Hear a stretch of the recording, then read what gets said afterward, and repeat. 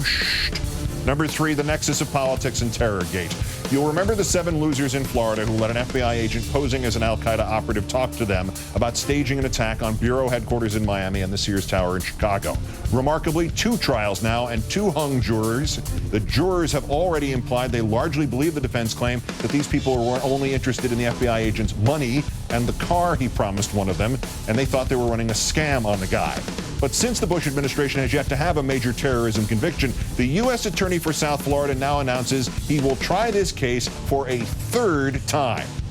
Number 2, abstinence gate. Since the late 90s, at the insistence of Republicans in Congress and then the Bush administration, the federal government has spent $1.3 billion taxpayer dollars on so-called abstinence-only programs that were supposed to combat sexually transmitted diseases and teen pregnancies. The results are now in. 4 major medical organizations say the abstinence-only programs have slightly increased teen pregnancies and STDs. A Tennessee Republican congressman named John Duncan says it is, quote, elitist that people with academic degrees in health think they know better than parents. Of course, you wouldn't want anybody with an education getting involved in sex education. And number 1, support the troops gate. As our friend Dana Milbank reports in today's Washington Post, the family of Lieutenant Colonel Billy Hall, one of the most senior officers yet killed in Iraq, gave its permission for media coverage of his funeral yesterday at Arlington National Cemetery. They wanted the nation to know about his sacrifice. Clearly, Mr. Bush and his people did not.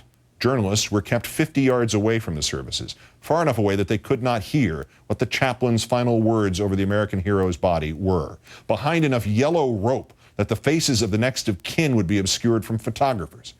Whatever this war does and does not mean to the history of this country, nothing could have more greatly impacted the family of Lieutenant Colonel Billy Hall.